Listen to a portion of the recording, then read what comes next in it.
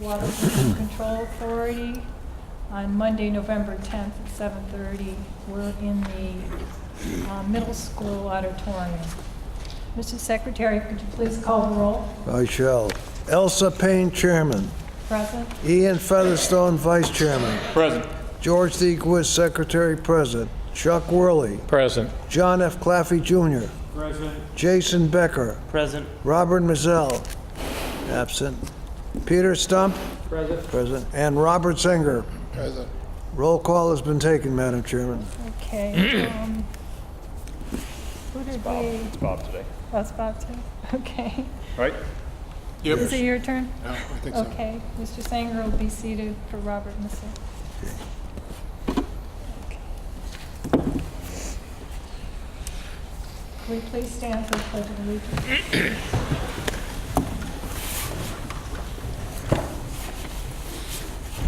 I pledge Allegiance To the flag of the United States of America and to the republic for which it stands, one nation, under God, indivisible, with liberty and justice for all.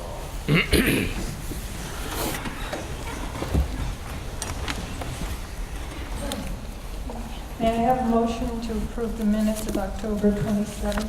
So moved. I'll make the motion to approve the minutes of October 27th. I'll second. Okay, is there any comments or discussion? Okay, seeing none. All those in favor signify by saying aye. Aye. Opposed? Abstained?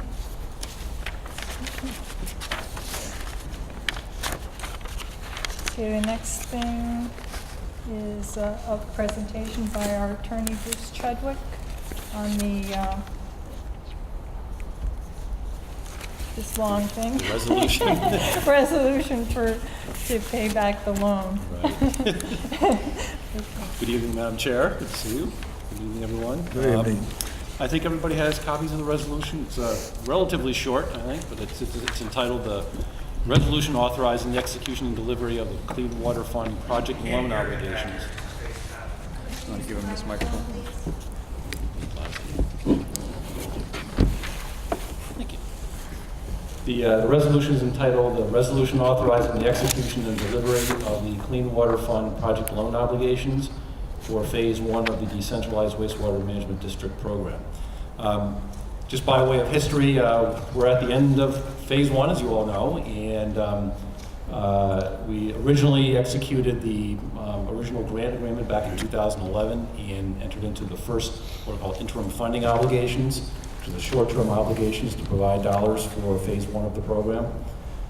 Recently came back to you to modify that agreement and the scheduled completion date, which was originally December of 2013, and changed that through negotiation with the state to October 31st of 2014.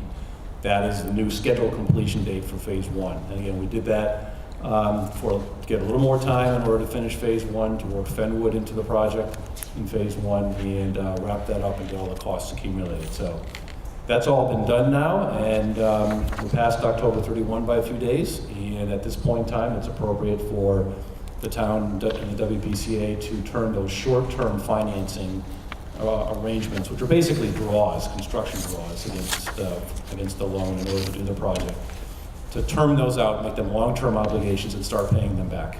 Okay. That's what's required under the Clean Water Fund program. Once the project is complete, you turn them into long-term, what I call project loan obligations, and the amortization schedules are calculated, and you pay back what are in essence two project loan obligations. One is supported by the general obligation full faith and credit pledge of the town for the town's 25%.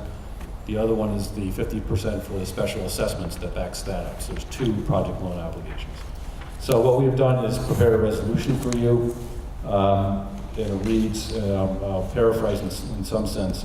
First paragraph, whereas the project loan grant agreement, as I just described, was entered into in 2011 and amended on May 12th of 2014 to change the scheduled completion date to October 31 of 2014. And whereas the town and the WPCA have entered into interim funding obligations to provide that temporary financing for the Phase 1 projects. And whereas the Phase 1 projects are substantially complete and permanent financing is now provided for under the agreement. So therefore be it resolved that the chairman or vice chairman of the WPCA is hereby authorized on behalf of the WPCA to execute and deliver project loan obligations to the state of Connecticut under the Clean Water Fund program to provide permanent financing for the Phase 1 projects and to execute all documents and instruments related thereto in connection therewith. So what we've done is, with Gracia's good help, we put together the numbers, got them up to the state, through DEEP, the Department of Energy and Environmental Protection. The State Treasurer's Office is the state entity that controls the financing side. So they have today provided us with the amortization schedules based on the total amount of borrowings outstanding, plus the accrued interest that we've been accruing since we started drawing on the notes back in 2011. And you have those amortization schedules in front of you, I believe. No. Oh, you don't? Okay. No. Again, we got these in the early afternoon, so it was somewhat hot off the press, but Gracia has started to look at them, and I have as well. And basically, for the two project loan obligations, for the general obligation bond, again, that's more the town concern, but just to give you some background, the first payment will be due on November 30th. We scheduled a closing for both of these project loan obligations for November 25th, so that's when we'll actually deliver the documents. The first payment will be due November 30th, and it will be in the amount of $6,953.94. And this is the town's GO portion of this. And then thereafter, monthly payments of $10,165.43 will be due from the town for the next 19 years. So that comes out to be, for the town side, for this current fiscal year, $78,111.95. And then for each year thereafter, $121,985.16. So that's the town side for their 25% piece. The portion that you're probably more interested in is the special assessment, the assessment piece of the overall loans. The first payment that will be due on November 30th is for $12,655.25. And then you'll be making monthly payments of $18,499.72, again, for the next 19 years. So for the current fiscal year, the total payments through June 30th of next year are $142,153.29. And then on an annual basis, it'll be $221,996.64 per year. So those are the draft amortization schedules. Again, we haven't gone through them entirely, but we will before we finalize this for closing, before Elsa or Ian signs all the documents. But that's basically where we are. So the project, phase 1 is complete. Time to close it out, enter into the long-term financing for the next 19 years at those dollar amounts that are going to be due and payable on a monthly basis. Really So good. the resolution that I prepared for you authorizes the chair or vice chair to sign all the documents. Again, we were hoping to have a selectmen's meeting this afternoon. That got canceled and pushed to next week. So we'll probably plan on doing this after the selectmen approve everything, maybe in conjunction with their meeting next week, if we could ask you to come to town hall, get all the documents signed, and then close it on November 25th. So that's the resolution for your consideration this evening. Be happy to address any questions. I have one question. Do I sign the obligation that the town is? No, you'll only sign the special assessment one. That's right. Right. Does anyone else have any questions? I don't have any, but I want to thank you for your presentation and the work you have done for us in the town. Thank you, George. Again, an important part of this is the rule that you adopted back in November of 2010, which provides the authority for you to levy the benefit assessments against the properties. As part of the closing, there will be a certification to be signed by the chair of the WPCA or the first selectman that says basically that those assessments or other funds of the town will be available to pay these monthly payments back over time. I mean, the state wants to get repaid its funds, obviously, and we'll have to give them assurances that that's the case. So, but that'll be one of the required closing documents in order to wrap it up. Okay. May I have a motion to enter into this resolution? All right, I'll make the motion that the resolution authorizing the execution and delivery of the Clean Water Fund project loan obligations for the Phase 1 of the Decentralized Wastewater Management District Program. Bruce, would you advise reading the whole thing into the record? Just, I basically summarized, so just the title, and then you can just enter it into the minutes. Yeah. Okay, so it's the Town of Old Saybrook Water Pollution Control Authority, and the title is the resolution authorizing the execution and delivery of the Clean Water Fund project loan obligations for Phase 1 of the Decentralized Wastewater Management District Program. And this I will allow- excuse me, I thought Let you him finish. I was going to Go right say, ahead. to allow the chairman or the vice chairman of the WPCA to execute the documents. And I will second the motion. Is there any further discussion? Well, just that this is a motion to adopt, correct? Did you say that? I think it's a motion to approve the resolution. Approve, okay. Okay. Anyone else? Okay, all those in favor of approving this resolution signify by saying aye. Aye. Opposed? Abstained?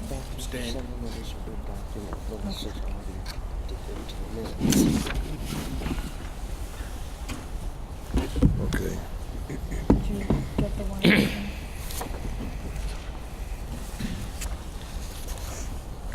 Okay, moving on to staff reports. Trish? We only have 2 items under financial this time. We have the operating budget for the month of October. You're not getting into that, Mike. Get the email right at your stuff like that. It's heavy.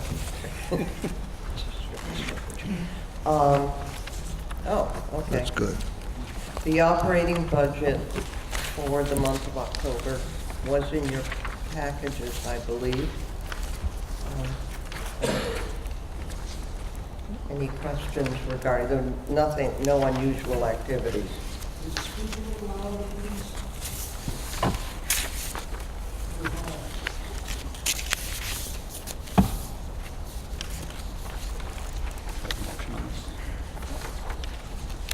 I'll make a motion, we accept the operating budget presented this evening dated 11/4/2014 for the month up through October of 2014.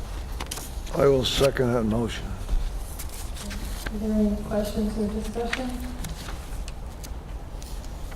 Anything out of the ordinary? No. Very good. I have a question. I did notice a couple of the items were at roughly 50% was mileage.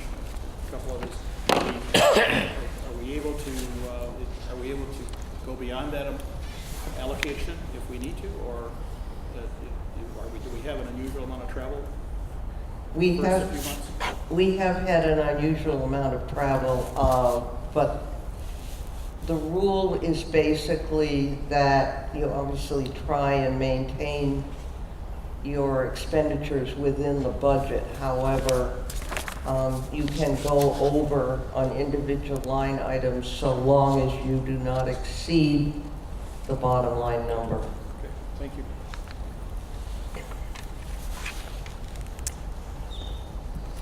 Any other discussion? All those in favor of accepting this budget report signify by saying aye. Aye. Opposed? Abstained? And we have one invoice this time. It is from Laughlin Fitzgerald, and it's professional services for the months September and October, and it is for the benefit assessment appeals, and it is in the amount of $6,863.20. May I have a motion? I'll make a motion to pay the bill for Laughlin for the months of September and October for the amount of $6,863.20. I'll second. Are there any questions or discussion? I have a question. Is this in phase 1 or in phase 2? When was the bill submitted?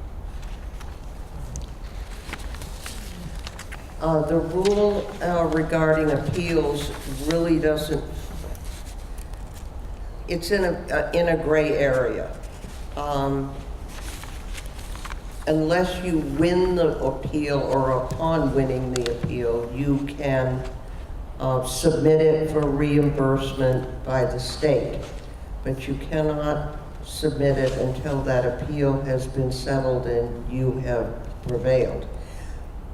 But I do not have an answer to your question. I mean, this is clearly phase 1 money has been expended.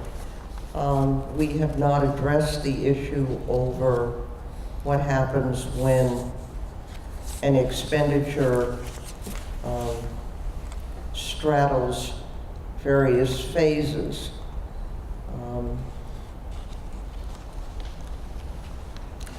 Not sure does not alter the fact that the bill must be paid. I'm sure it will be clarified down the road.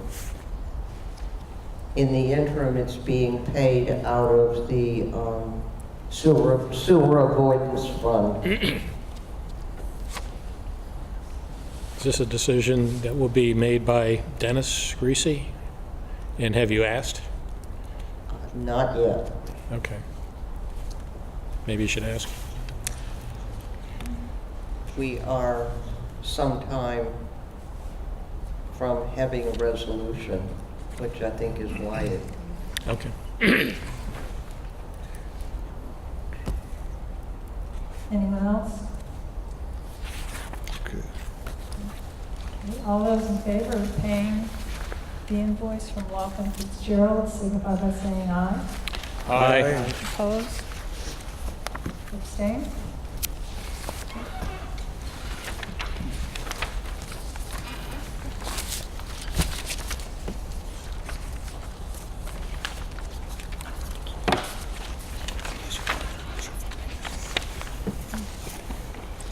Anything else, Tricia? Nope. Thank you.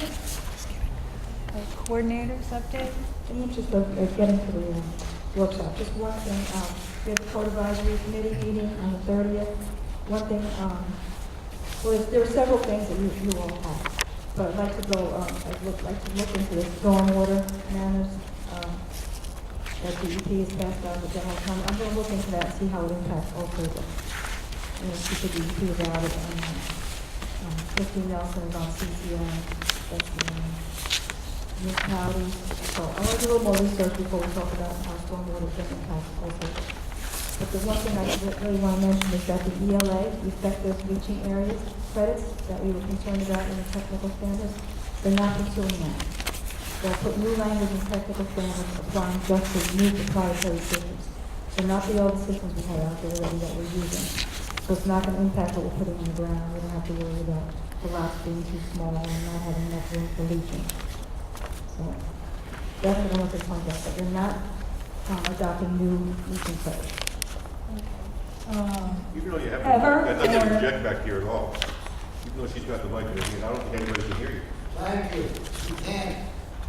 It's like a private meeting. We should hear what you're saying. There should be more mics on the table. Let's please speak up a little bit. We're sitting here, nobody can hear, can you? Speak up if you can't hear, I can. Somebody's on here, I have to hear. We heard that, thank you. The one thing I'd like to bring out of the code advisory committee that we had on October 30th, the DPA meeting, is that they're not changing the effective leaching area credits. They're just, the new language is going to apply to the new proprietary systems, January. So they're not going to affect anything that we're putting into the ground right now, which is good when you have very small lots and you don't have enough room for a leaching system. You can put in these very shallow systems. And that's really what I want to point out, is that they're not changing the ELA. So it applies to what again? It'll just apply to new systems, new proprietary systems that come before DPH. Oh, to the Not anything that we have right now. Using So as long as we don't GMA use any, Mantis or- so as long as we don't use any new products, When the new products are introduced, they'll give them new credits, new ratings. But nothing that we're putting in the ground right now. Like our infiltrators and our Mantis and our Geomatrix. We're not gonna reduce, or make us put in bigger systems, or use more of a, so if we use a new product, it will be rated with the new rules. it'll come with new ratings. Oh, okay. So it's not gonna impact our program. So we We're can very still concerned. use them, it's just that, Well, we use what we're using right now, and if we find something else, we can. Does that have the potential to affect the advanced treatment system? That we would be considering in the future? No, because that's different products completely. There's the throw thing, and there's, that's completely different type of leasing and mechanical and.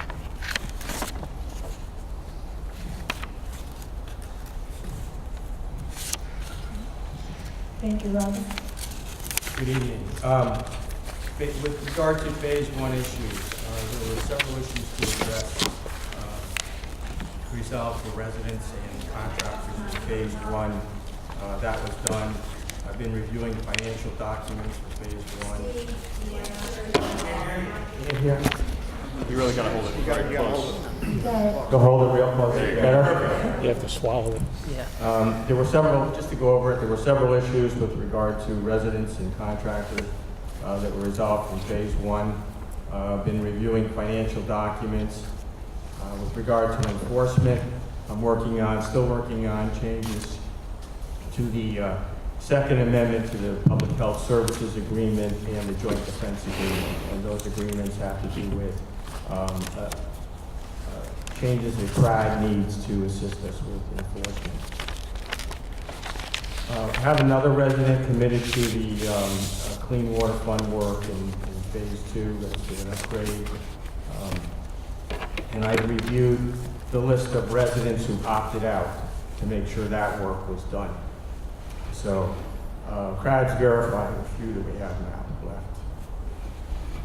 As to the upgrade standards, we recirculated the latest sort of draft that we have. And all stakeholders should have a complete review back to us by the time that we have our public hearing on it. Phase two work includes addressing some resident issues to help them make decisions on either entering the program or some other issues such as houses in transition and what they might be able to do about that. We spent a lot of time on Maple Avenue North. Right now we have kind of a short weather window to make sure that we get all the test holes dug, so we're putting some energy into that. And our long-range planning continues with our last interview with Wright Pierce, the discussion with them. Jim Vanoli has prepared a draft scope of work following all of our interviews. We need to review that so that we can use that in the near future. And a priority very shortly will be redoing the contracts for our field staff. Those are ending at the end of December, so we need to address that fairly soon. And that's the report. Thank you. Are there any questions for Steve? Thank you. Okay, moving on the upgrade standards revision. You're asking the board to set a public hearing date? I'm hoping to set it for the next meeting. You're still not hearing back here. You're gonna talk, people wanna hear what's going on, please. Hate to be a pain in the neck, but we can't hear you. We were hoping the board would set the public hearing for the next meeting.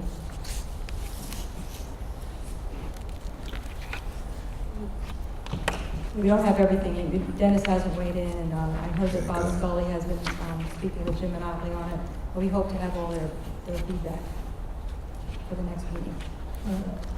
Is it still in the same form as what was passed out to us earlier? There's some minor changes also. It's the same language, they just combined it, so we'll get this out to you. Okay. But Matt Rinelli of Shipman and Goodwin looked at it, and it's really the same language, they just combined it. We asked him to format it so we can attach it to the ordinance, and he tweaked it. So we'll get it out to you again, but I was hoping if you had any input, you tell us tonight and set the public hearing. If we can't get it done at the November meeting, we'll just continue it to December. But the most important thing is the dry wells. Is the date important for the November hearing? No, we just like to get it done as soon as possible. Okay, It I guess impacts us getting the dry well done. I guess I'd like to hear all of that accumulated comment before we actually have the hearing, so we have a chance to understand everything, everybody's input. That's my opinion. We did have it at the public hearing. We're not making that many changes, and the idea of recirculating it was just to make sure that all the stakeholders had looked at it and would have an opportunity to make any changes if they did think there was anything. But there were some dramatic sort of corrections. And, it's possible there may be some minor changes, but we could get those to you before the next meeting. I don't think they're going to be substantive. Okay, very good. But, we were just advised to make sure that the state public health and our attorneys had looked at it. As long as we know what we're voting on, that's my only concern. Absolutely. Was there any further comment? That was sent out for legal review based on the last meeting, so that has been done. You said Matt Rinelli has reviewed it. Yeah, we just add a couple of words and combine it. Now, what about the legal requirements for notice? Is there sufficient lead time for that? It just goes on our agenda and it's a public hearing. It's not that 65 days. It's not like planning or zoning where you have 65 days. You just put it on the agenda and it's a public hearing. And you can keep it open if you want, or you can close it and vote on one meeting.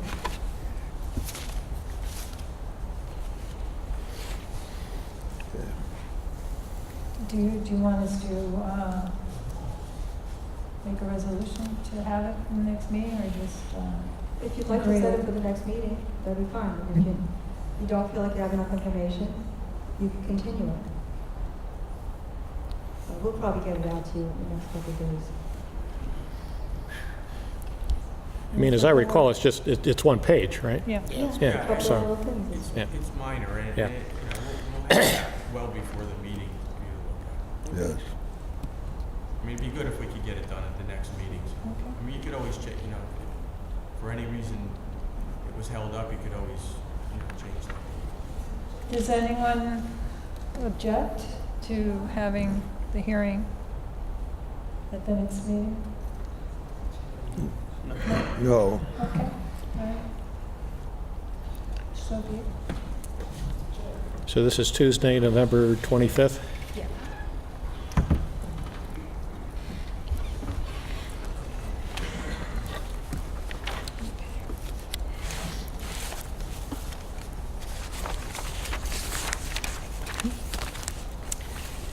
Okay, the next item on the agenda is a workshop to discuss construction management costs, or the costs that have not been subject to benefit assessment. Do we have anybody from the town here tonight?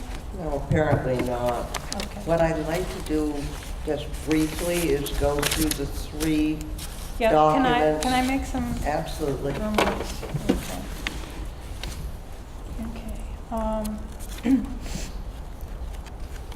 Yeah, I just want to make a few remarks, and then you'll go through the information in our packets. And then after that, we're going to go around the table and give every board member a chance to ask questions or make comments on the materials. And then finally, we'll compile any assignments or further information that we need from the staff.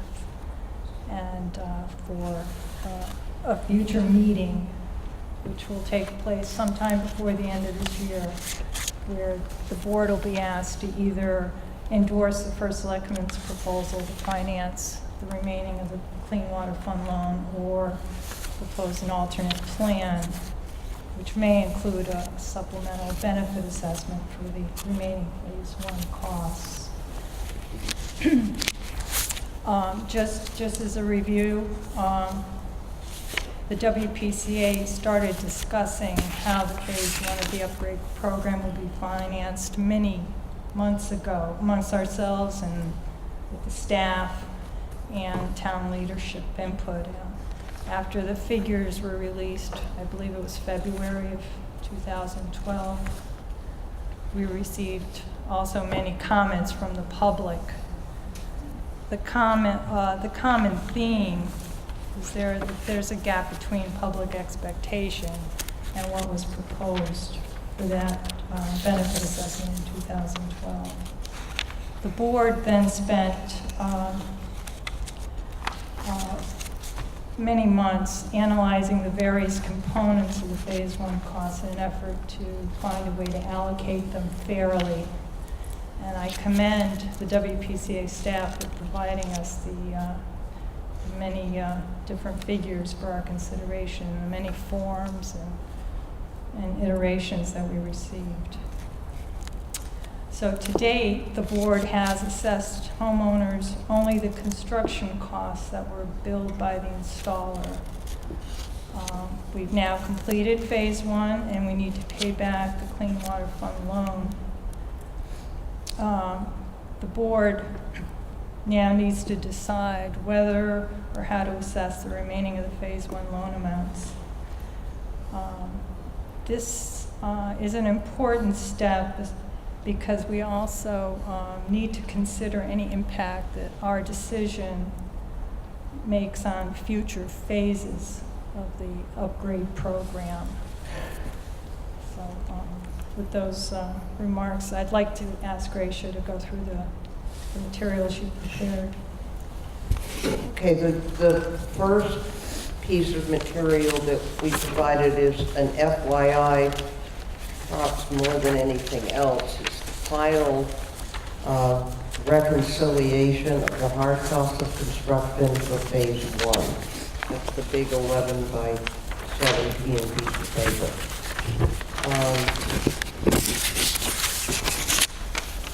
It gives you averages on a per contract basis in the categories of tank and leaching, emergency repair, septic only, leaching only, and pump systems.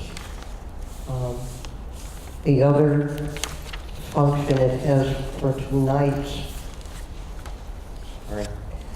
tonight's discussion is it gives you the bottom line figure for the total hard cost of construction of $3,705,251.34. You will see that number again.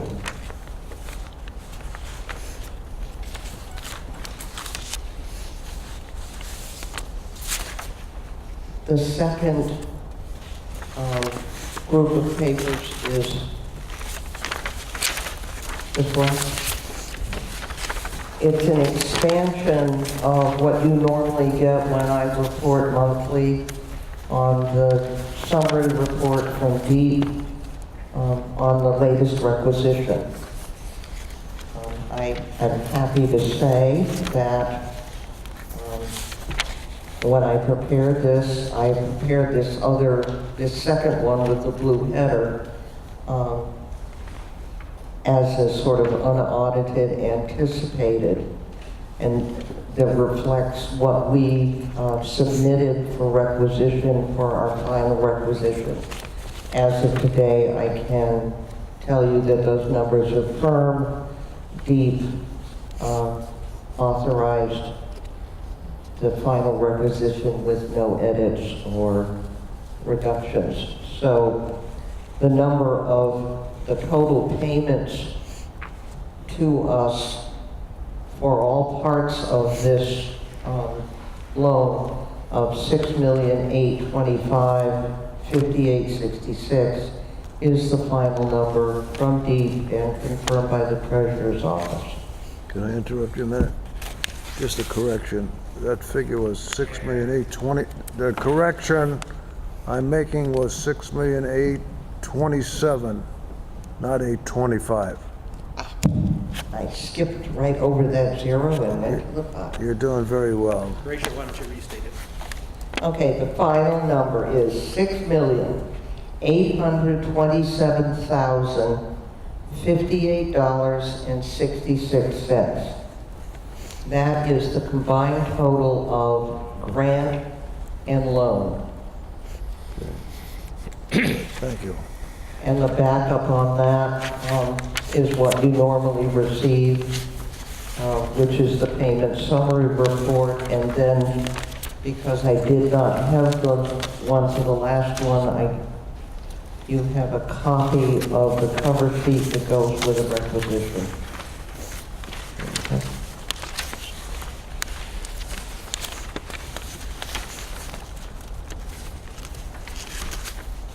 The last thing included in the package for your review is 4 scenarios as to how you might choose to allocate the remaining benefit assessment. In all cases, we started with the 6,000,008 in order to isolate the issue at hand, which is the construction management costs. We reduced that number by the total hard cost of construction so that you are dealing with, at least on the first 3, with the total construction management cost of $3,150,782.23. The calculations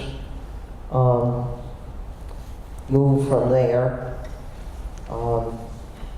The headings for the 3 on the first page we were requested to provide you with a scenario in which rather than paying 50%, that the residents would pay, in the first case, 20%, in the second case, 10%, in the third case, 0. On the second page,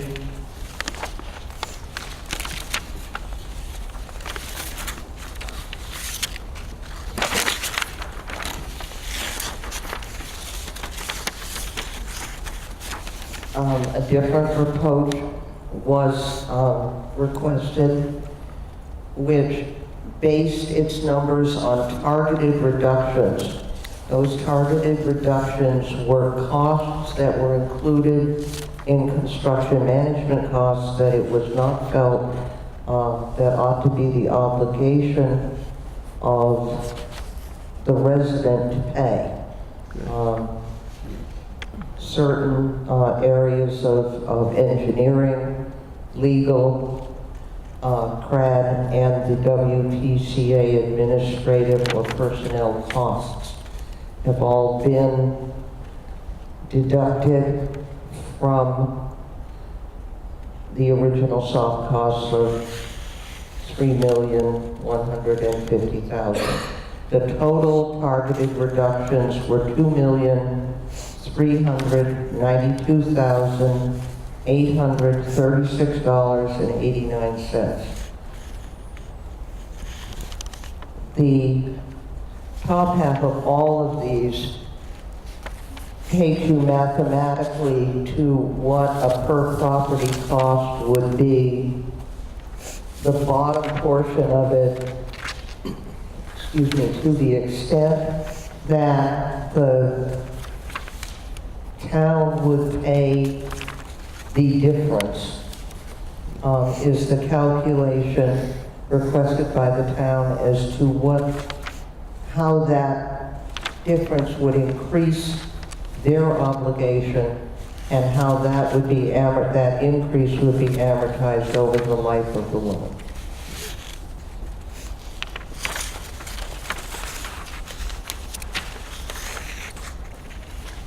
Is that it, Chris? Okay, and so Vice Chair? Okay, are we just questioning or comments? Whatever you please. And we can go, Just a second, just a second. so we can go twice. Do you want to do questions first? And then- Well, I was just trying to get an idea of the format. Yeah.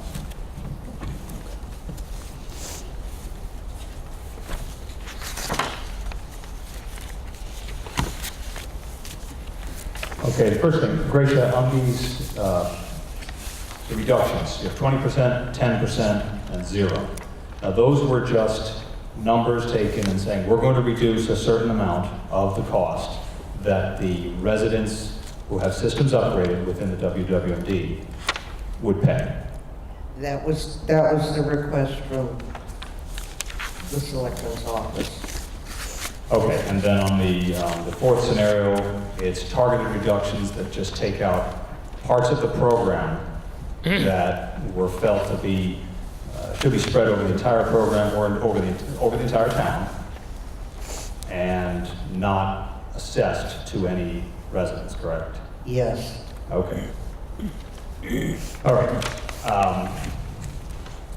It looks to me, based on just a quick review of this, the costs that were included in that then were just simply the cost of getting a permit through CRAD and the cost of a plan, an engineered plan to create a system that works. The underlying theory on the targeted reductions were a search for an equalization that if you opted out of the program, what would it cost you, or what areas of cost were you liable for under that scenario? And you would, in fact, have to pay certain fees to CRAD. And the design function, it is conceivable that you would have to pay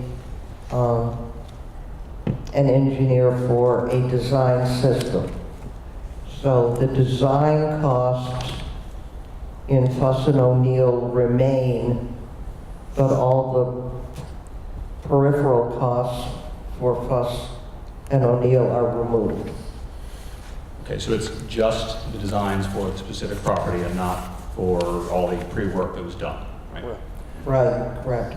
Okay, and going back to some of the presentations that were made in the implementation of this program back in 2009, one of the objections we've heard over and over from residents who have attended our meetings has been that they were initially promised that they wouldn't pay for any of these costs. The costs that I heard that came up, and I'm just looking at some of the reprints of some slides that were done. Let's see. Okay. Town of Old Saybrook would pick up 25%, which would include 100% of costs for research phase, construction management, program administration, and remote monitoring. So in the targeted approach presented on page 2 of this, it appears that those things have been excluded from the cost. I would agree. Okay, that's obviously my concern because that was when this program was implemented. The comments that I think a lot of us heard was that this is not what we were told. We were told the town would pick up these costs, and then it looked like they were all going to be put back on the individual homeowners. All right, so that would be my primary concern with this, is that we make sure we are not baiting and switching this, so that if we said we'd pick it up, then we will. And it looks to me like in the fourth scenario, that's what we've arrived at. Just as a general comment, I don't like the other two of the other scenarios because they're arbitrary, and I don't think they're defensible. I think just saying arbitrarily 20% of the cost will be applied to the residents in the district it's arbitrary and it's not sustainable, and the same goes for the 10%. So, as far as I'm concerned, my opinion on the subject is we either take the targeted reductions or we take it all the way down to 0. Those are the two options I see as valid.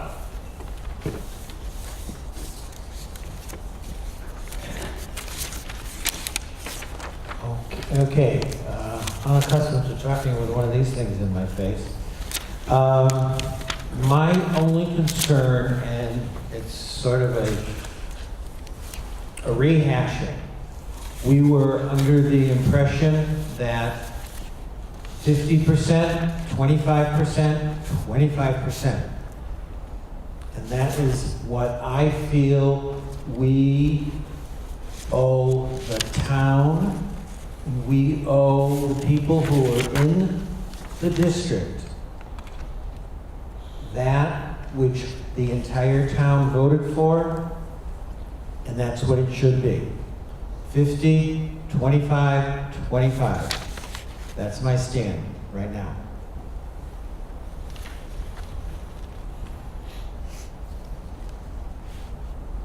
I'm fairly new to this process, so I don't have the historical perspective of some of the other members, but the target approach seems to be the more sustainable or more defensible approach to me also. That's my basic observation.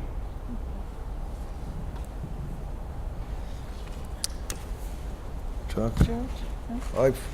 No, I was just going to say, I feel basically what John comments were too. That the That's pertaining percentages, on the that the 50%. percentages should be maintained? All right, the 50%, 25%, and 25% figures. So also, am I correct that those percentages are represented in the targeted reduction? Not necessarily, are they? No, Okay, no, they're not. all right. I think when the program was presented, we assumed that those costs would amount to 25%. Right. I'll just jump in on that, just to answer that, one of the observations I had on this. I don't think anybody expected the soft costs to be, of the total $6.8 million, I don't think anybody expected the soft cost to be $3.15 million. No. And that's really the crux of the issue there. And to pass that on to a very limited number of property owners in the district, it's a heavy burden.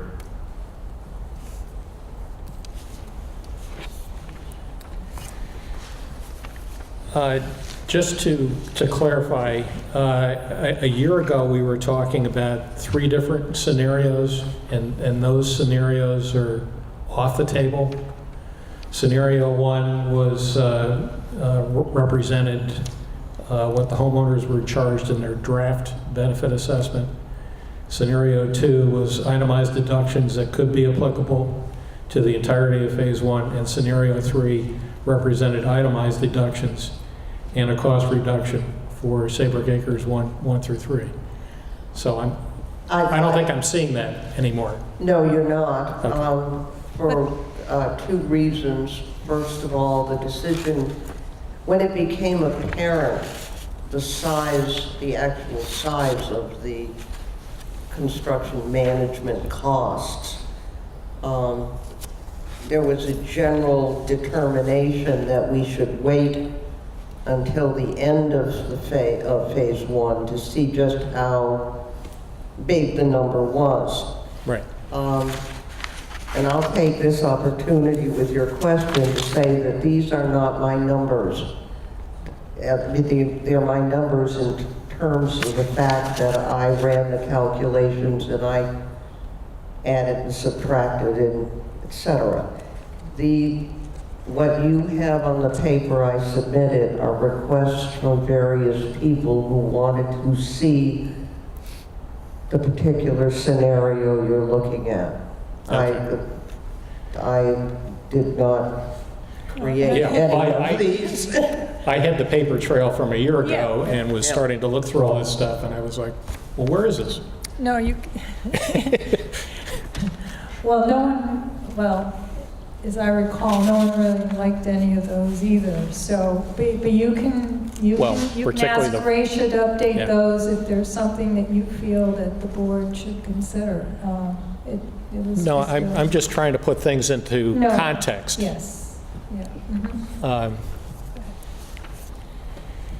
Yeah, and I think part of the problem here is that when we started with this process leading up to the referendum, we were just talking about total costs. And then afterwards, because of requirements by the state, by EPA, whatever entity, then told us that we needed to split these costs into hard costs and soft costs. And then people were saying, well, we never heard that before. Well, yeah, we didn't either, so. Well, that was when I called the state on the first requisition to ask them how they wanted it presented. That was when I was told that they wanted to present it in 3 sections. Grant, general obligation, and benefit assessment obligation. I found it interesting that they never reported back that way, but that's what they wanted to see, and that's what they've seen 45 times. Right. So, yeah, I agree that the soft costs here are a whole lot more than any of us ever anticipated by a long shot. And part of it is that, you know, this is a new program. We had that learning curve, if you will, not just with our engineer, but with, you know, also the people who were bidding the hard part of it, because they didn't know what to expect. So yes, I agree that we do need to make some adjustments. The question is what kind of adjustments we need to do, what we need to take, and what the implications are for the town, not just for phase 1, but all the other phases going to the conclusion for the 1,800 or so properties.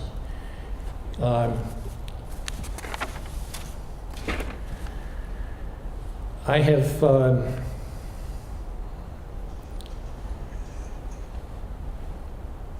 I don't know that I really want to get into, you know, what I've heard secondhand information, but I'm trying to get an understanding of what the selectmen are recommending, what that total cost is, and how they think that the additional cost to the town would. They're only looking to fund it $40,000 for the next fiscal year. Those numbers just don't seem to add up to me. If we're looking at an additional obligation to the town of something in excess of $1.2 million, that. So your question is how? Well, that's why I'm not relying on, you know, secondhand information. I would like to get Somebody from the town. Yeah. Gracia, do you have a breakdown of what the town's obligation is? And then what the town's obligation would be under the different scenarios? Now, I see them, I see the 4 scenarios here, but I don't see the town's obligation for the scenario if all soft costs are put to the homeowners. We have that. That would be That would be 8. That would be the amount of the general obligation, the project loan obligation number that I gave to you earlier this evening for the GO piece. So it would be roughly $121,985 per year.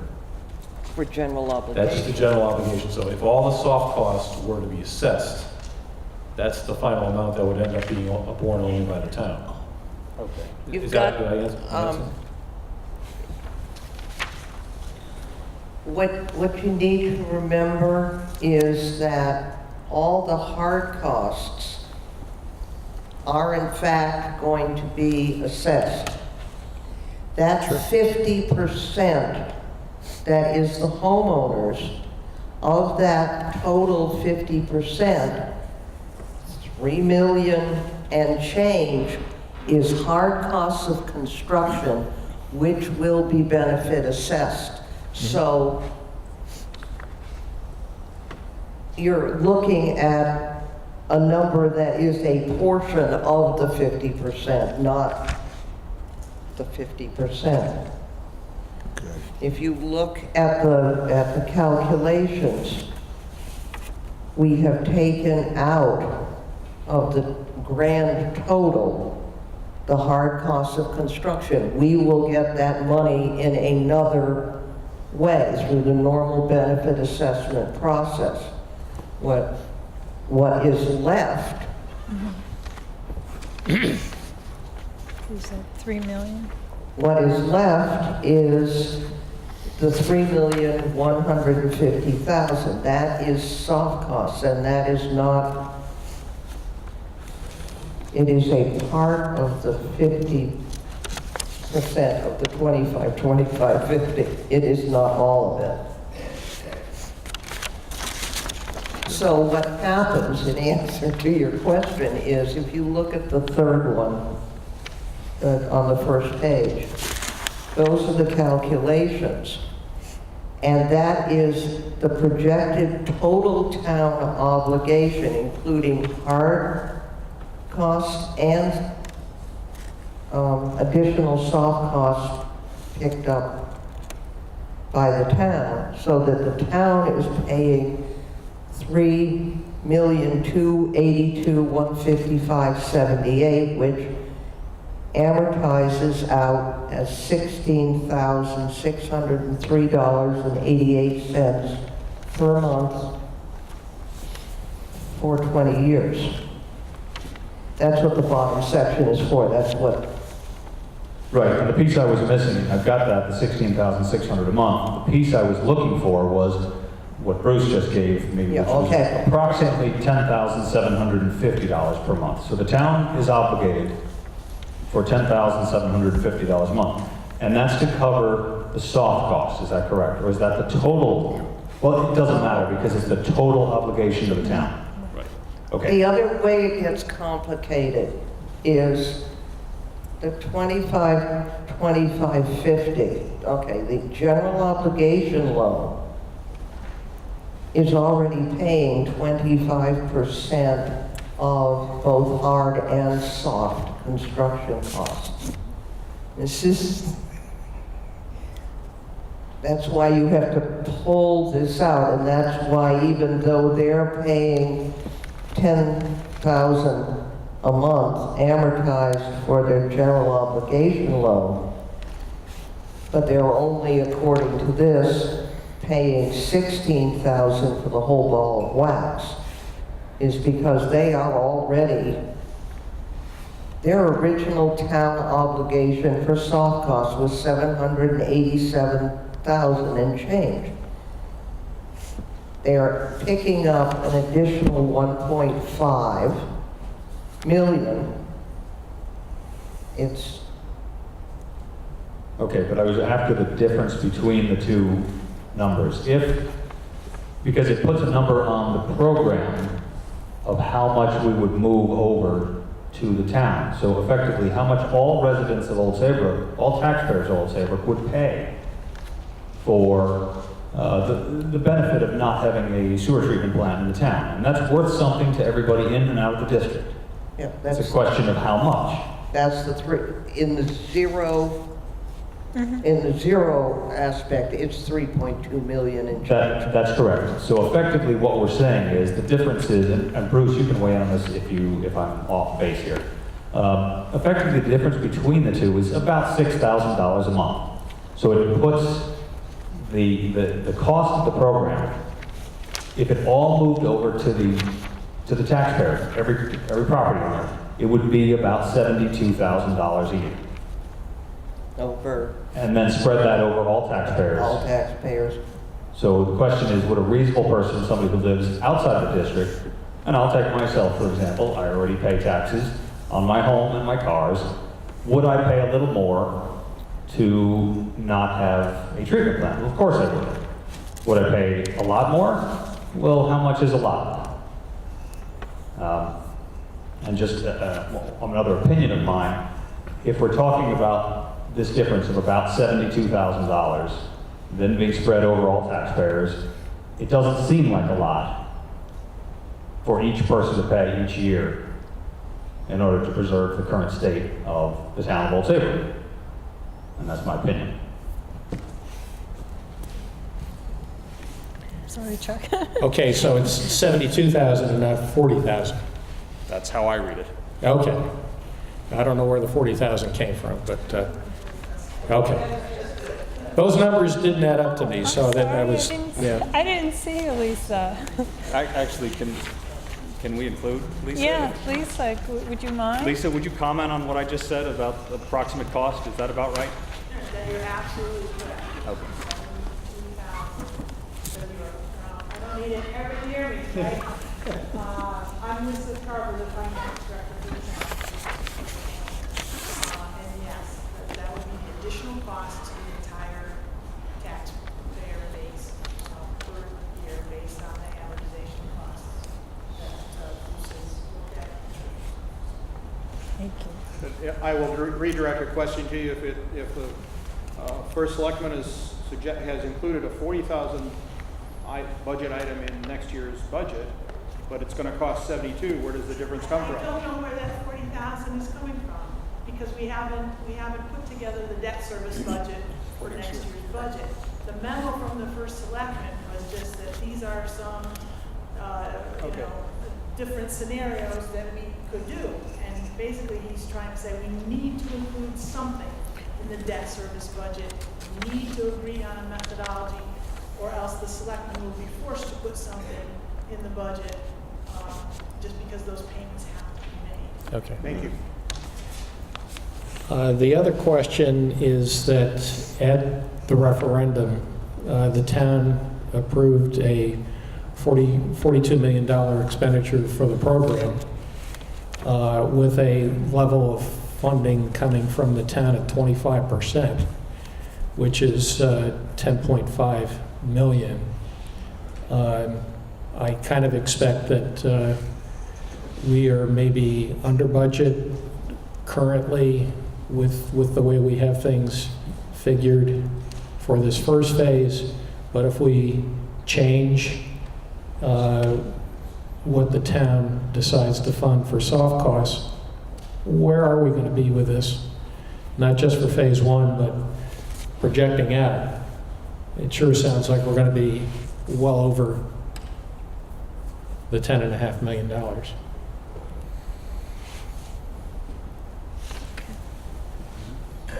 We just need to go, you know, through this with our eyes open, that's all.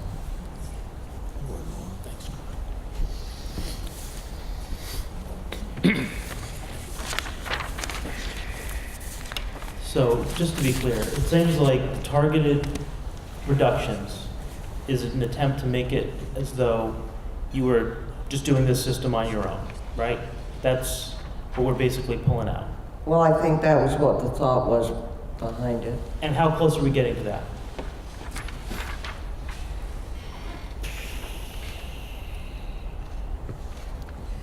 Well, it makes some assumptions. It assumes an engineered system, which is not always necessary.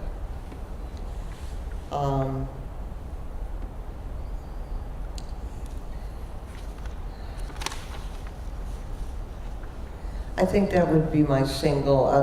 CRAD is the one entity in all of this that bills on a per property basis, so that I could, with some work, pull up the total cost to a specific property for CRAD's billing. We require more services from them than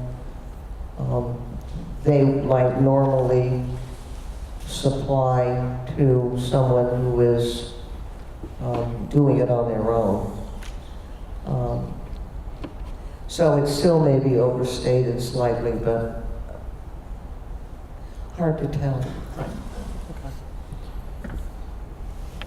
And so when we take our total for the soft costs, we subtract the targeted reductions, that amount would be distributed across the whole phase, people who have participated in phase one for the assessment.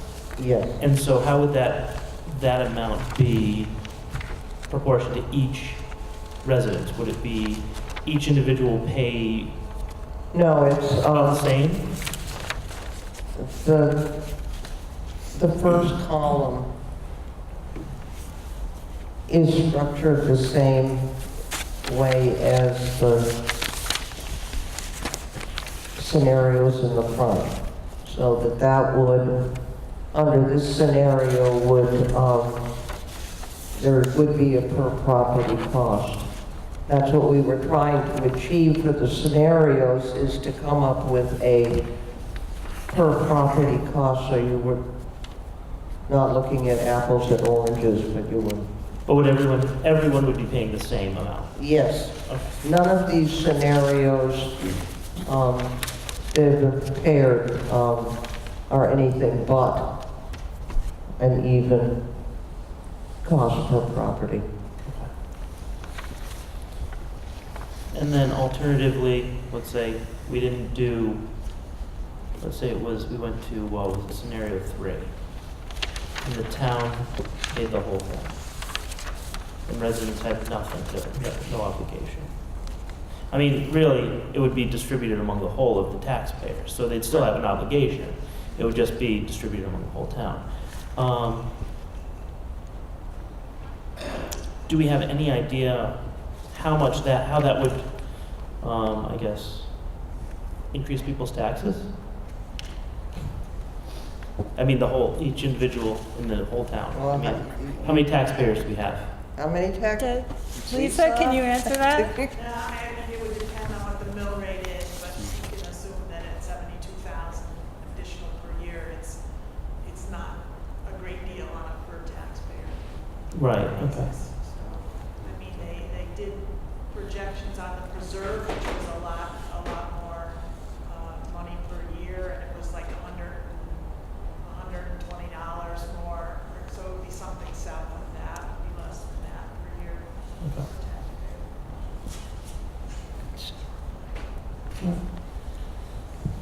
All right, my turn. Sounds ominous. Okay, the first thing I'd like to do is commend Gracia for speaking loudly. We can hear you. We can understand most of your numbers. The second person I'd like to commend is not here, and that is Carl. He kind of took the bull by the horns here, something that we have, as a board, have been unable to do over almost 2 years. But he has taken the bull by the horns, given us some very reasonable numbers. It's kind of amazing here, if you compare column 2 and 3, 3 being the 100%, 2 being the 10%, which the average cost per property would be around $1,000. That would be very similar to the targeted reductions. So basically what we're talking about here is a difference of, which Carl pointed out, of around $1,500 per month.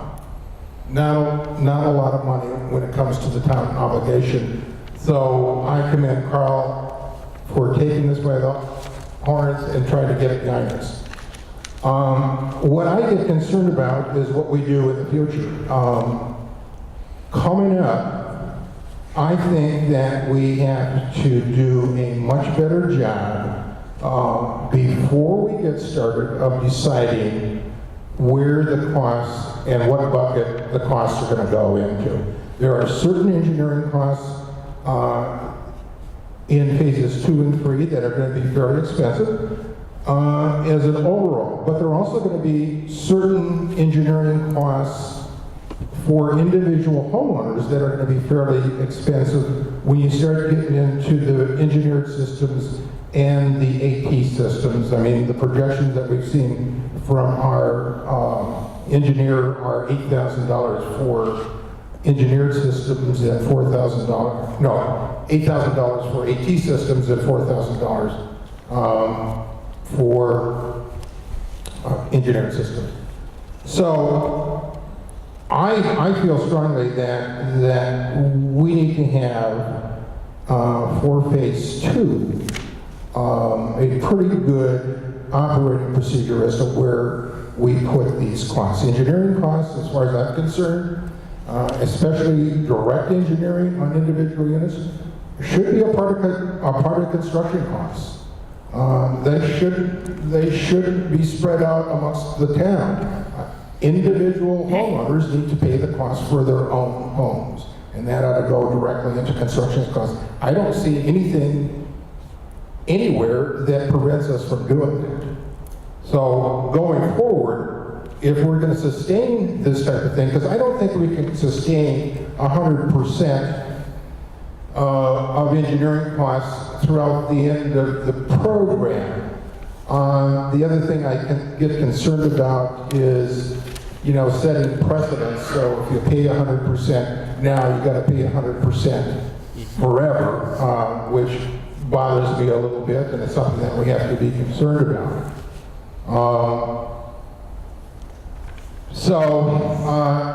Either one of those scenarios, in the end, I would probably vote for, although, as I promised Carl when I got on the board, when soft costs came up, and I would have to abstain because I would benefit from my own vote. So I won't be voting anyway. So that's my comment. I want to get now a kind of an idea of the timing. What do we have to do as a board in terms of timing if we decided to go with any one of these scenarios? If you... I broke it. No, I broke it. Yes? The red light's on. Yeah, Brad was there. Happy to shout. Show. I'm going to shout. No, I'm going to shout. Just take it. Tricia. Yeah? Ah! Okay.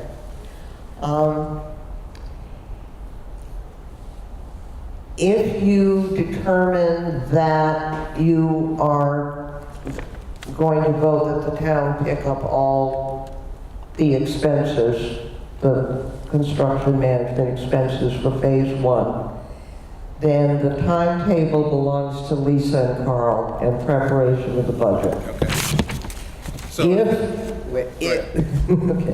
If you determine that you are, as a board, going to levy a dollar amount, whatever it is, as a benefit assessment for construction management costs, then you must do that by the end of this year, because it will need to go through the benefit assessment process, and that will start, well, the first notices will go out mid-January for the public hearings, and the process is about 2.5 months in order to send out a billing for May of 2015. Okay. Okay. Okay. You've answered that question. I do have, I do want to ask a question about the 1,000 or the $1,200 per property cost. And that is 50%, or is that 100%? What actually would All the these- benefit assessment be on that 1,200? It would be 1,200. It would be 1,200, so that's, The per property cost on all of these scenarios, where it says per property cost, 314 properties, that is what it would cost. It is not 50, that Okay. is the 50% number. okay, so that is the 50% number, although there is nothing, okay.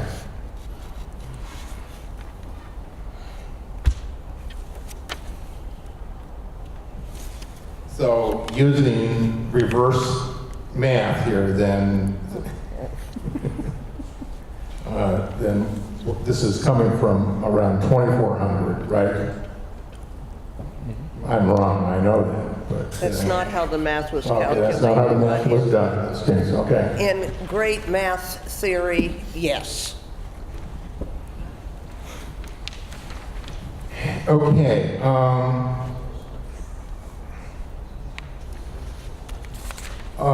the next question I have would be for Elsa, and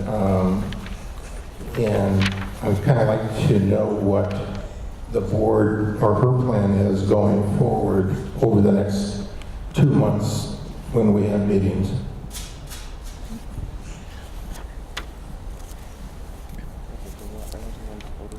Well, at the end of this workshop, I'd like to see if there are any other numbers that we'd like Gracia to give us, if there are any assignments, if this is, enough to go to a vote. And then I'd like to, it's really up to the board, put it on the agenda at the next meeting and see if we don't need any further information, we can vote on it as soon as the next meeting. It's really up to the board. I'm looking for guidance. If you need more information, we'll ask for it. Okay, you don't have to pass it back. Okay. Yeah. I'm still on the floor, so as far as I'm concerned, these numbers are enough for me. I'm happy with the numbers that I have. Any more numbers that we get are going to be rehashing the same thing. So, but I'm happy with these numbers. I don't need any more numbers. Other people may need more numbers. Yep. I heard some 50, 25, 50 stuff that I wouldn't go along with anyway, but I'm all set for numbers with these. All right, Gracia, I just want to ask you to clarify one thing here. Just a quick calculation, taking the total soft cost, $3,150,000. Half of that is, 25% of that is a town obligation originally. 25% is grant. Right.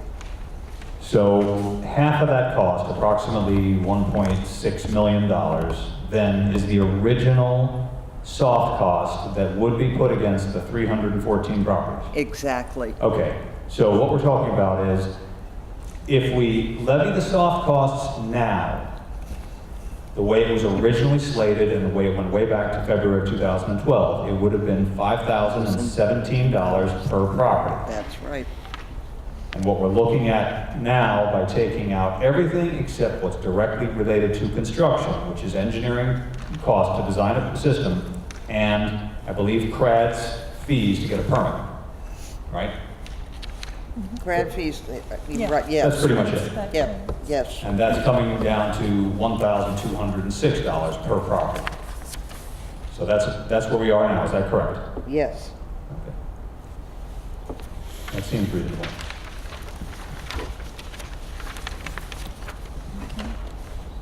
Oh, I want to say one more thing. Okay. I'll just keep You want to say it? All right.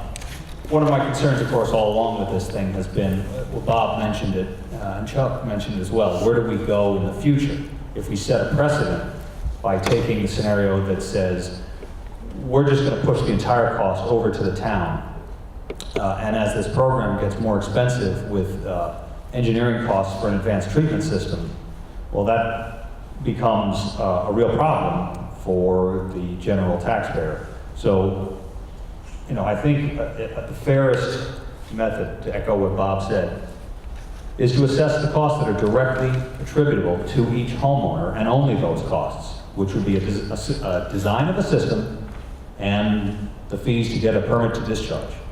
And that's the fairest mechanism that protects us in the future from having set a precedent that says the town will just pick up all the costs. And I think that's the right way to go with it. And there was one other thing, but I can't remember it, so I'm going to take this microphone back in a minute.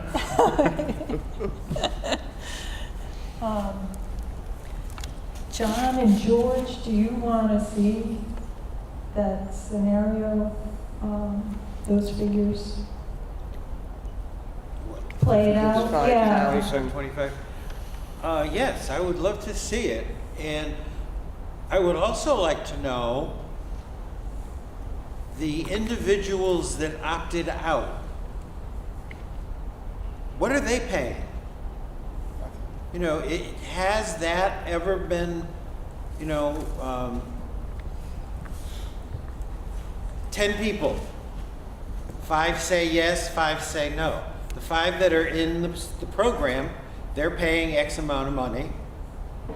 What did the people that opted out pay? And did I understand that CRAD charges more for us in the district than for somebody who is outside the district? I'd have to, I need to clarify that because they have updated their fee schedule for people who are not in the district or who are doing the installations on their own, and I don't have that. I know that they have tried to equalize it, but I do not have the figures. So I can't say for sure, but we'll dig them up from Jim Monopoly and find out.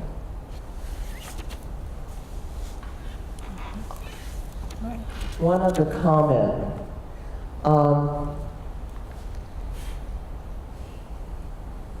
When we get around to constructing the contracts for Phase 2 engineering, in order to achieve what you're looking for in terms of the ability to drill down into these invoices we've received from engineers in order to come up with per property costs, those contracts are going to have to be very carefully crafted because as it exists now, it cannot be done on the engineering costs.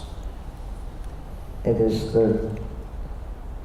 doesn't mean it can't be done, but as it exists now. So we're going to have to make some significant changes to the structures of how these contracts are drawn.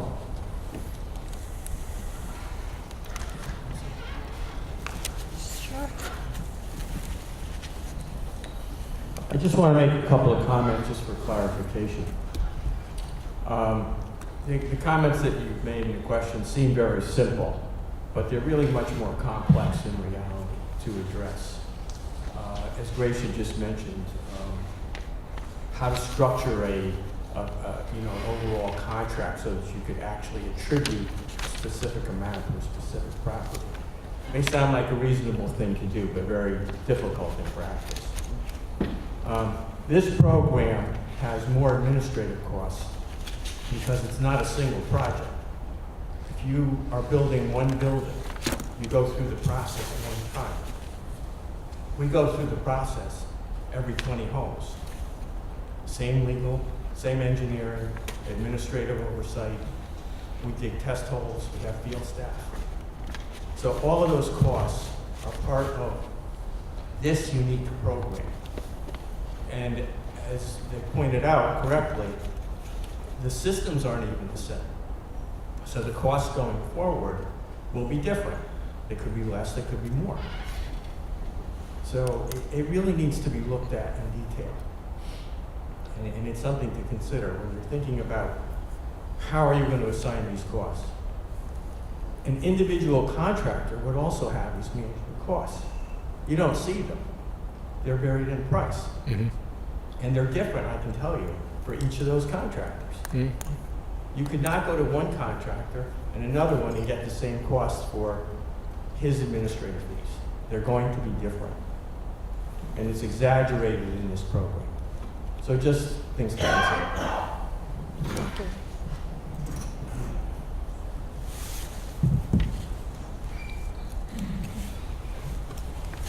Does anyone else want to make a... Just to get back to the amount that was approved at referendum, I mean, as I indicated, we make adjustments in this first phase.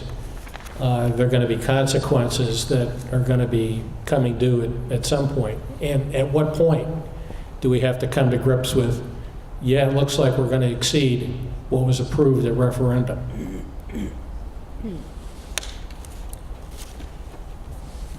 And what was approved at referendum was 42,121,000, whatever it was, for the entire project. That was the total. There's nothing in the bond authorization that says it has to be 50, 25, 25, 25. Right. That was always part of the presentations and the understanding going forward. But in the bond resolution, it's an appropriation and bond authorization for the whole 4 phases of the project. But I mean, it's a fair point. I mean, it was presented that 25% of the cost would be town borne, while the rest of it would be the grant or borne by homeowners, and that may not be Right, the so case. if you take 25% of the 42, that's 10.5 million, that there is that expectation. There's is an on the table. expectation, right? Yes. So at what point do we have to deal with that? I mean, we're below that, we're well below that at this point. But the decisions that we make now are going to come to roost at some point.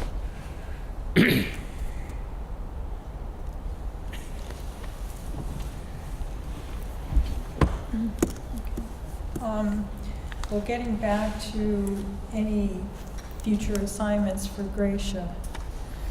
Chuck, you mentioned you wanted to perhaps see some of the old allocations changed, right? No, I think I have You have one that enough? I'm leaning towards at this point. Anyone else need any more information to make their decision? John, you want to see the numbers based on the total thing? You asked a question about the opt-outs. Right now, we're not dealing with that, so I don't know. Do you want to see some? What is your question philosophically?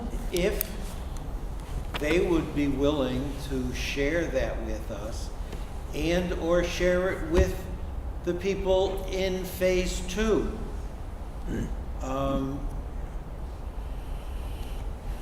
I've had people come up to me and, give a figure of how much it's costing them.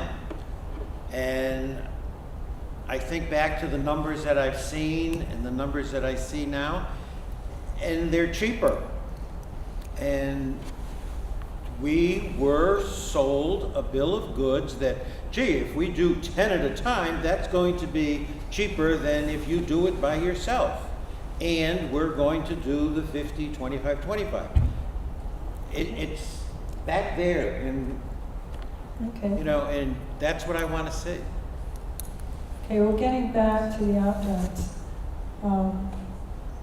there is, I guess the question is for you, there is nothing preventing us from, at the end of the total program, from perhaps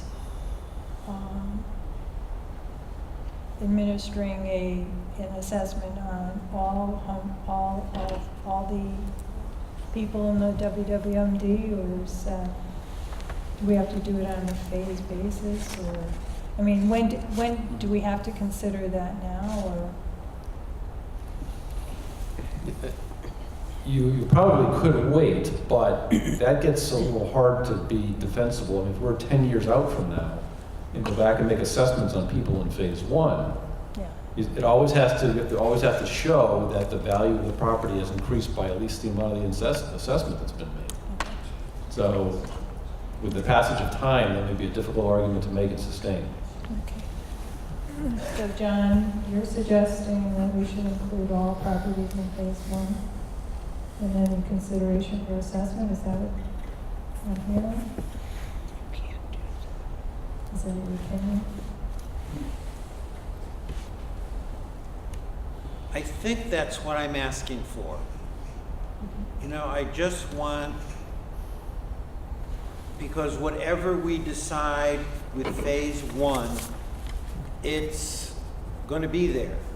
And it's going to come back and either bite us, or we're going to get a pat on the back and say, gee, you ended up doing a good job. I'm hoping more of the good job part of it. Now, can I ask a question of John? There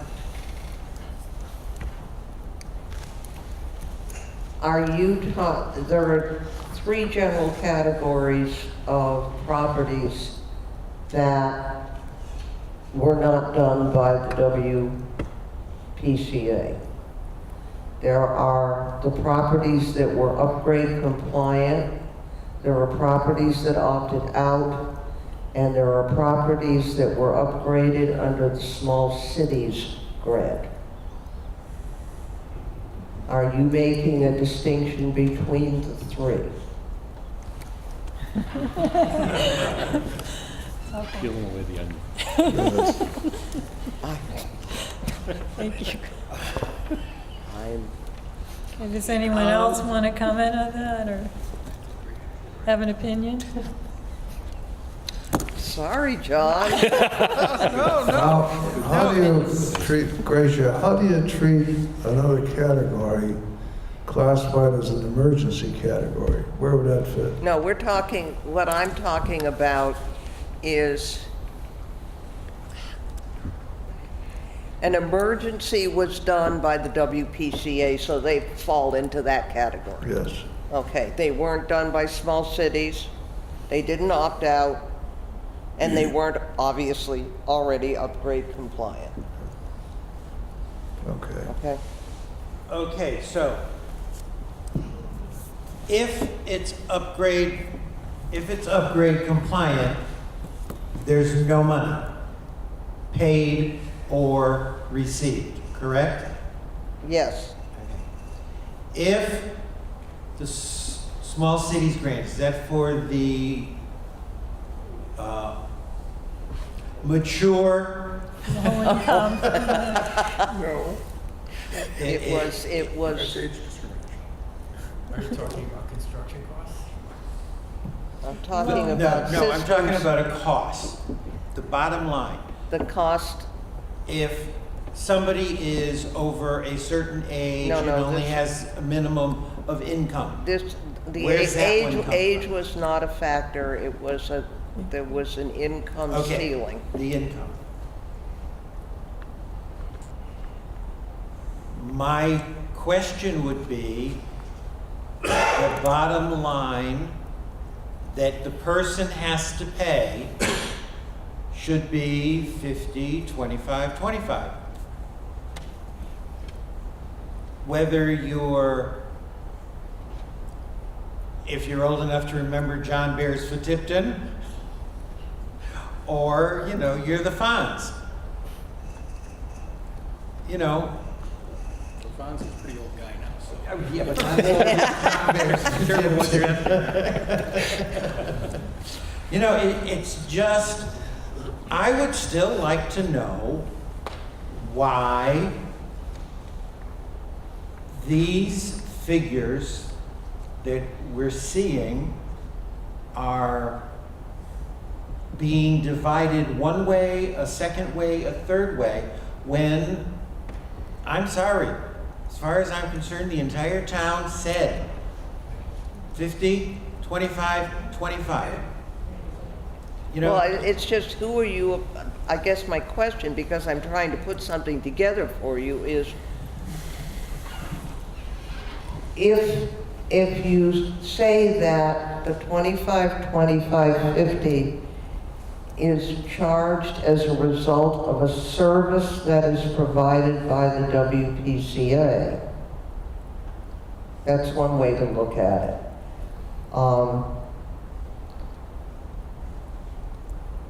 If it's 25, 25, 50, is that for the 314 properties that we did? That we provided the service, we upgraded the system?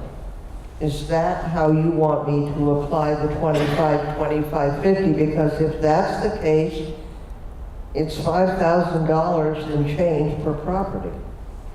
Right. It's $5,017. Right. And that's the 300 that have been completed. Would have to pay $5,000 Right. per property. Okay. The people that opted out, that's their responsibility. They have to pay whatever it is. Right. They only have to pay to become compliant. Right. They only, So if they if they opted out, then they paid their own installer and paid their fee to CRAD, and if they required an engineered system, then they paid a fee to an engineer to design that system. Yeah. None of that money came through the WPCA. We provided no service to them. No grants, no lower interest loan. No grants, no loans, no nothing. And there was no engineering because they weren't bid in the first place. Exactly. I'm just, Okay. But there were costs. One little part. What if you're in the WPCA or the WWMD and you don't have to have anything done? but that was the upgrade compliant Okay. category.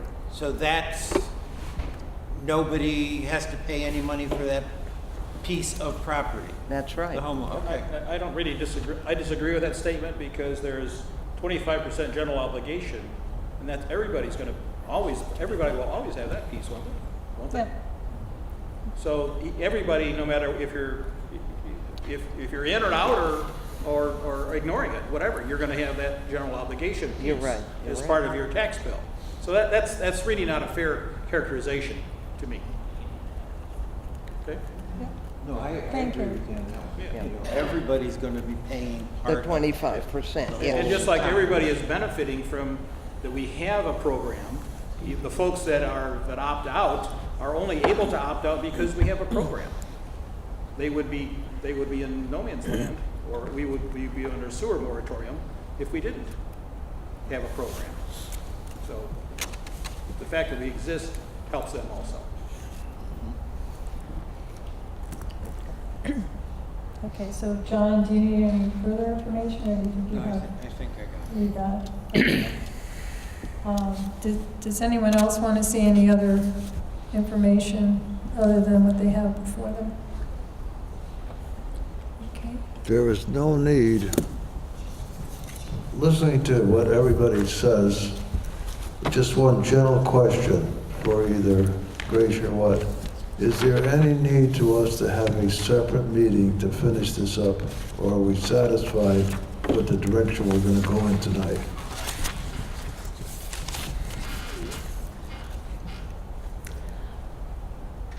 Properly, I don't respond to that question because I am staff and not board. Yeah.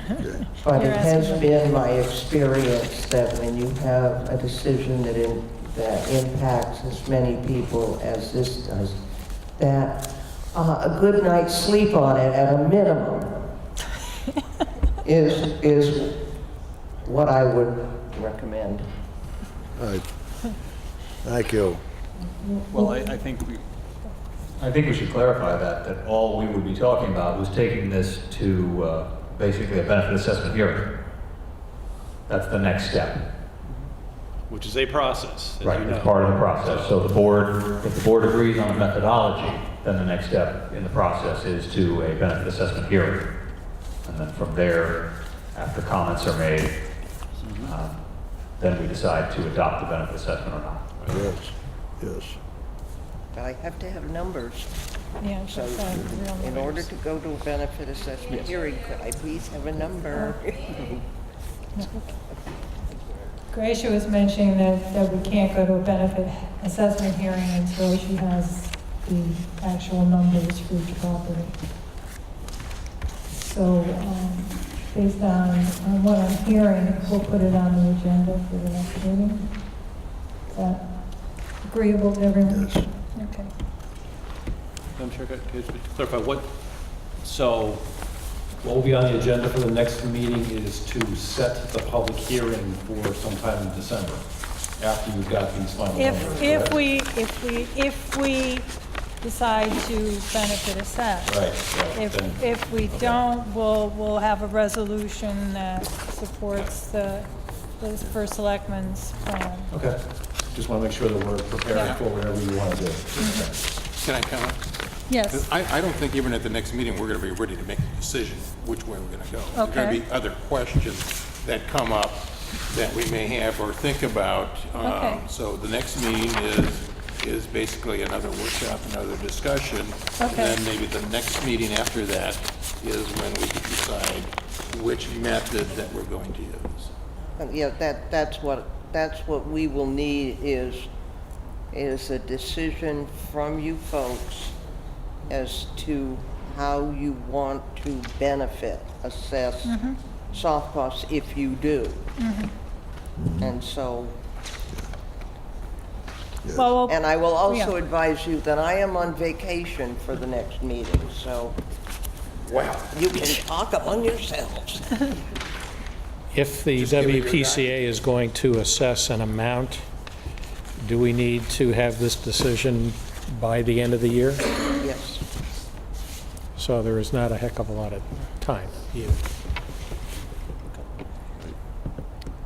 Well, Our I'll next, put our it- next meeting is Yeah.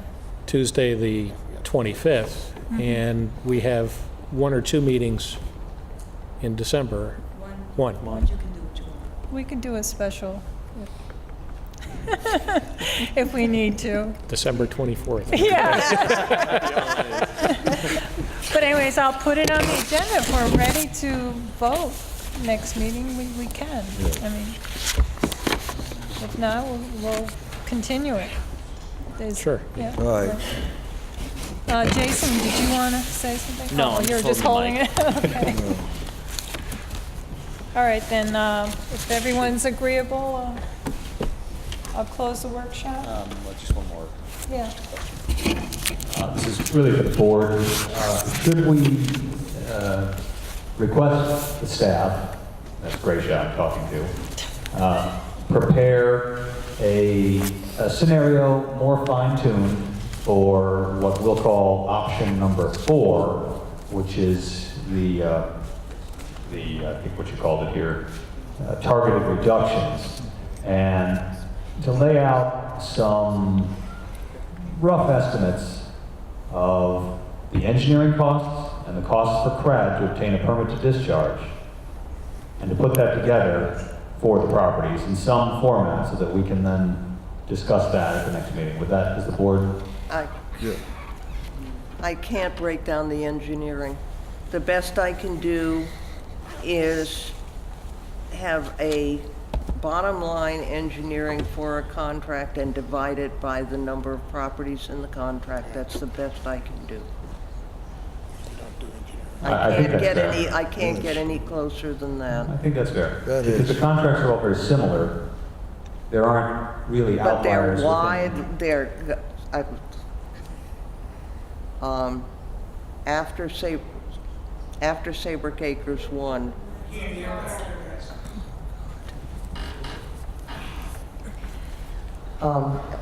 once you get past Saybrook Acres 1, then yes, you can take the gross number for design for each contract, and you can divide it by the number of properties in that contract. Saybrook Acres 1 is a bit more of a problem, but I'll see what I can do. Okay. If I understand correctly, one of our amendments with Fuss and O'Neill establishes a rate for the engineering for the design. Is that correct? Going forward. Going forward, Yes. Is that something the board is interested in looking at as a standard fee for engineering design? Are you asking if we want to look at that for previous? Yeah. No. Okay. Yes, Yes. yes, just as a piece of the picture. Yeah. I think we should see it, Right. just to consider. $1,000 for conventional systems. Okay. That's, the- Well, that's what it's coming Actually- out to anyway, Bob. Yeah, I know. actually, yes, that- because and then you will see the problem in trying to approach it the way you want to philosophically.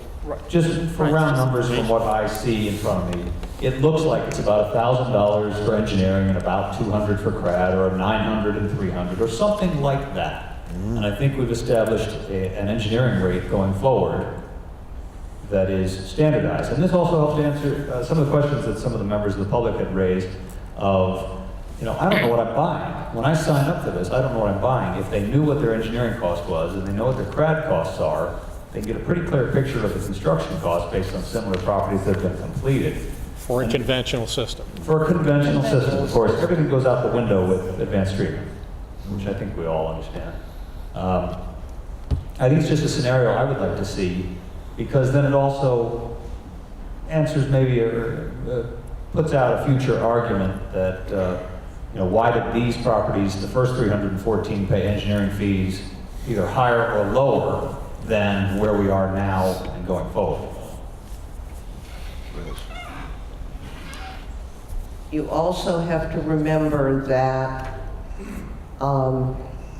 Saybrook Acres 1, 2, and 3, every design was engineered twice by Fuss and O'Neill, requirement of clean water funds or deep or whatever, but everything, Saybrook Acres 4, all the way through Fenwood 2, was designed by the installer.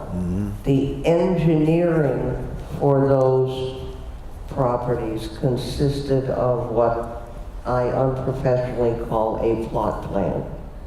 It required surveying and that sort of thing. So it's designed, but it's not designed. And there's no way to break out what the installer has calculated as his cost to design the system. Okay, but I think the sample is probably broad enough to take all the properties in phase one, all the engineering costs, compare those to what we have established for the future properties, and see how they line up. Now, these are you're talking about for engineering and for CRAD, you're talking about the numbers that are not included in this targeted reduction, the ones that we actually were going to charge off. I didn't really understand that. Okay, I think is what you want to see, this number broken down between. Yes, what I do want to see is the cost per property number, the $1,200, broken down between effectively what it is engineering and CRAD permitting costs. And then I want to compare the engineering component of that to the agreed engineering fee going forward, and we already know what the CRAD fee going forward is, because that helps us understand and compare the two sets of, the two phases, and going forward.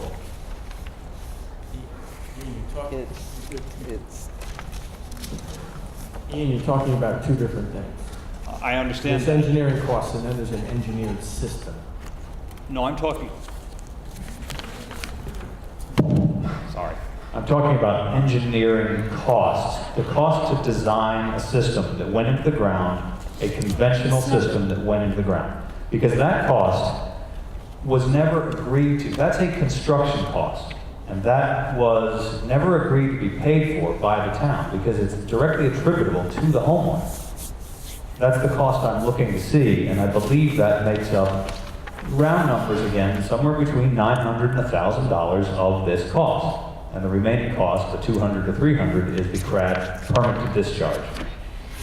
That's what I'm after, and I'm just looking to compare those numbers to what we have today going forward by amendment for engineering, for design costs of future conventional systems. Can I make a comment? Can we perhaps get you two together and because and this go is, through the categories and there are your Okay. engineering costs. $1,000,001. You don't count the bottom because that's phase 2. That's been taken out. And that is Shipman and Goodwin, and then there behind that is CRAD.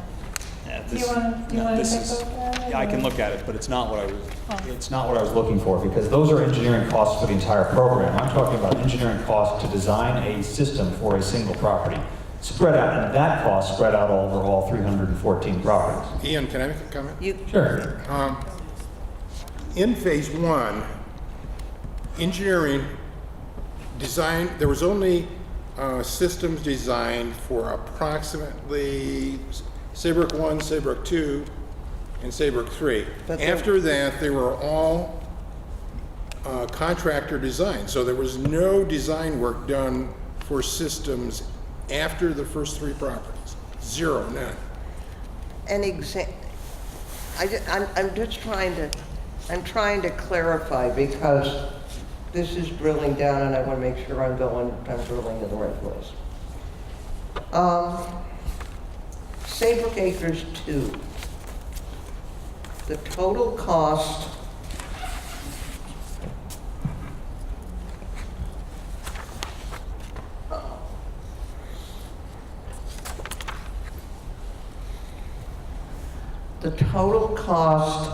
to design and bid Saybrook Acres 2 was $68,000.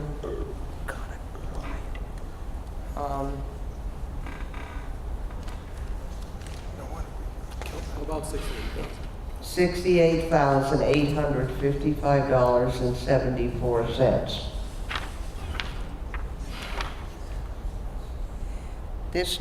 The numbers just keep going down. Same category.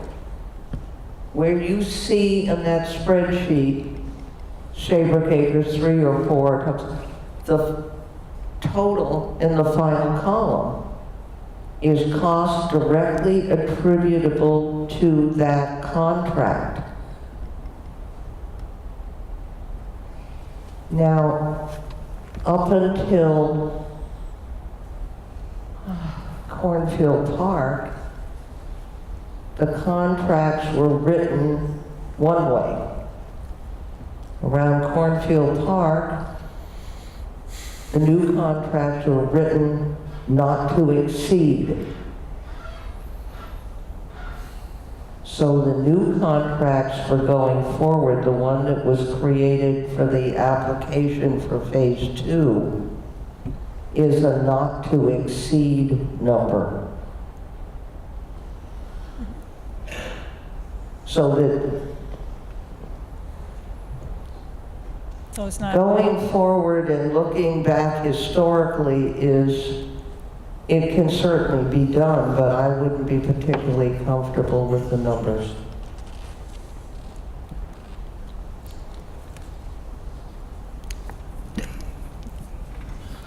Okay, all I'm really looking for is the cost of the engineering costs that are related to getting a system in the ground. There's a lot of categories. Out at 1.1 million here, base mapping, program management, preliminary They've cluster already systems. been taken out. Well, they're in the 1.1 million. No, they're base mapping, program management, Saybrook Acres rebid are all, They're excluded in the they've form. all been Okay. excluded. They're all in the targeted, as are the preliminary cluster system, public education, AT demonstration, and pre-design, along with all of Phase 2, has been taken out of your targeted. So what you have left there is Is the engineering the engineering. related to getting a system in the ground? That's Yes. fine. That's fine. I just want to see a further breakdown of that, of what that cost is and the number of properties involved, which is 314. And then it was more out of curiosity. How does that compare going forward? That's really it. We should look a lot better going forward. Okay. Good. Okay. So are we done? I think so. Okay, thank you very much. Thank you, Lisa, for coming. Is there any old business? No? Any new business? Good. I'll entertain a motion to adjourn. Make a motion, we adjourn our meeting. I'll make a motion. No public comment tonight, it's not on the agenda. Go ahead. Go ahead. I make a motion that we adjourn our meeting at the time of 9:28 p.m. Thank you. Second. All those in favor? Aye. Opposed?